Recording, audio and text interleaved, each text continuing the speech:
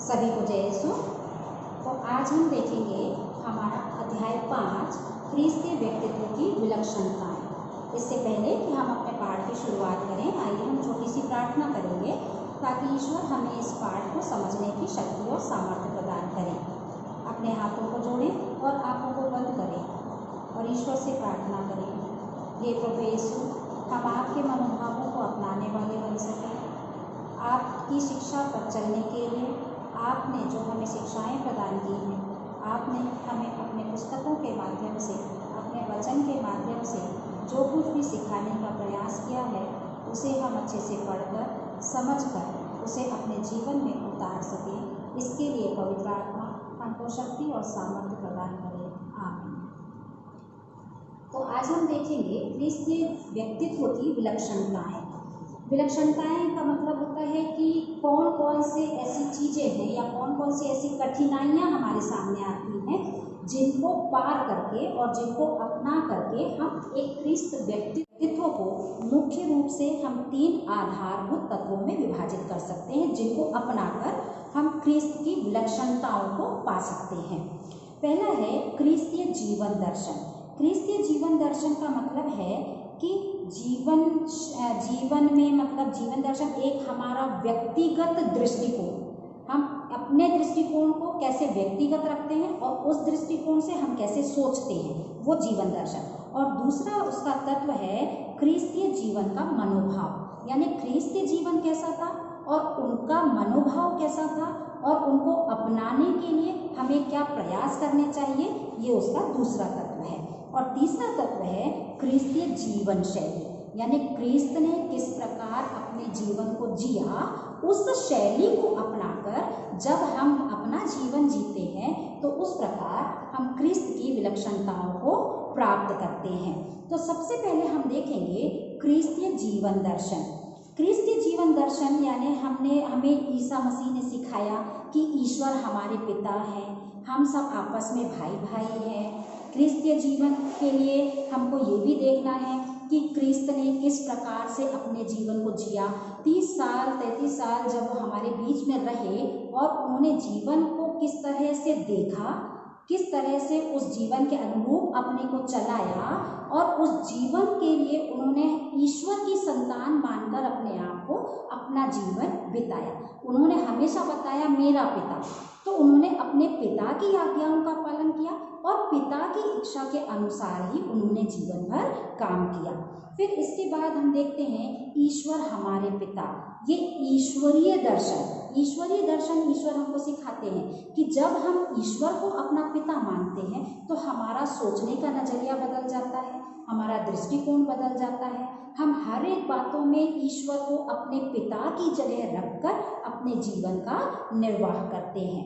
फिर देखते हैं ईश्वर की संतान जब हम अपने आप को ये समझने लगते हैं कि हम ईश्वर की संतान हैं तो इसे हम कहते हैं आत्मदर्शन। जब ये भावनाएं हमारे अंदर आ जाती हैं तो इसको हम कहते हैं आत्मदर्शन, यानी हमारा आत्मिक विकास। जब हमारा आत्मिक विकास हो जाता है, जब हम अपने आप को ईश्वर की संतान मानने लगते हैं तो हमारे जीवन में थोड़ा थोड़ा धीरे धीरे करके ईश्वर का मनोभाव आना शुरू हो जाता है। अब हम देखेंगे ख्रीस्तीय जीवन का तीसरा पहलू, जिसे हम कहते हैं मानव दर्शन। पहले हमने देखा था ख्रीस्तीय जीवन का पहला पहलू था ईश्वरीय दर्शन, जिसमें हम ईश्वर को अपना पिता मानते हैं। दूसरा हमने देखा था आत्मदर्शन, जब हम ईश्वर को अपनी आत्मा से स्वीकार करते हैं, उनके आध्यात्मिक जीवन को अपनाने का प्रयास करते हैं और आध्यात्मिक जीवन में बढ़ते जाते हैं, उसे कहते हैं आत्मदर्शन। और तीसरा पहलू है मानव दर्शन, यानी हम मानव को किस रूप में देखते हैं। इस संसार में हमारे साथ जो लोग भी रहते हैं, हमें आपस में भाईचारे, भाई भाई के रूप में, भाई बहन के रूप में, या मनुष्य को मनुष्य के जैसे समझ करके भाव अपनाना, या अपने जैसे हमारे बाइबल में ईश्वर ने हमें शिक्षा दी है, अपने पड़ोसी को अपने समान प्यार करना। जब हम इस मनोभाव को अपना लेते हैं तो हम मानव दर्शन के ख्रीस्त के पहलू को अपना लेते हैं। एक बाइबल में बहुत अच्छा उदाहरण दिया है लूकास अध्याय 10 पद संख्या 25 से 31 में। जो भले समारी का दृष्टांत है, हम कह सकते हैं कि यदि हम उस मनोभाव को अपनाते हैं तो वो जो उदाहरण हमने पढ़ा, वो जो दृष्टांत हमने पढ़ा, असल में वही ख्रीस्तीय मानव दर्शन की उत्तम मिसाल है। वही उदाहरण जब हम मनुष्य होने के नाते किसी मनुष्य की मदद करते हैं, उनकी सेवा करते हैं, जो मनोभाव ईश्वर ने दिया, जो मनोभाव हमें ईसा मसीह ने सिखाया, जब हम उस मनोभाव को लेकर एक मनुष्य होने के नाते दूसरे मनुष्य के साथ व्यवहार करते हैं, तब हम कहते हैं कि वो हमारा मानव दर्शन था। फिर इसके बाद देखते हैं हमारे ख्रीस्तीय मनोभाव का चौथा पहलू है लोक दर्शन। लोक का मतलब होता है पूरा संपूर्ण विश्व या पूरी दुनिया।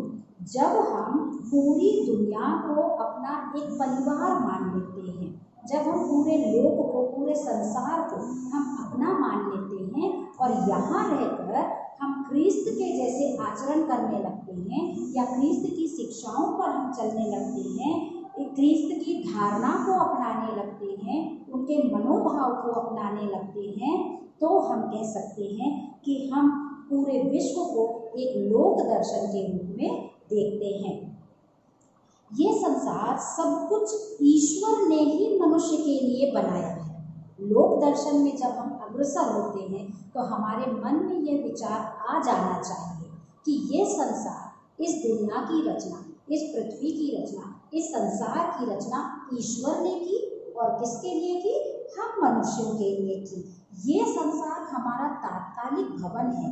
यहाँ पर हम ईश्वर की शिक्षाओं को अपनाते हुए एक दूसरे के साथ भाईचारे की भावना रखते हुए जब हम जीवन बिताते हैं, मनुष्यों के भाईचारे के साथ जब हम जीने लग जाते हैं, तो हम एक दूसरे के साथ प्यार करने लग जाते हैं, एक दूसरे के साथ सहभागिता में रहना सीख जाते हैं, तब हम कह सकते हैं कि हम ख्रीस्त के लोक दर्शन के मनोभाव को अपना रहे हैं। फिर पांचवा दर्शन है स्वर्ग दर्शन। स्वर्ग हमारा लक्ष्य है। हम इस संसार में एक यात्री हैं। ईश्वर ने हमें इस संसार में एक यात्रीगण के रूप में भेजा है।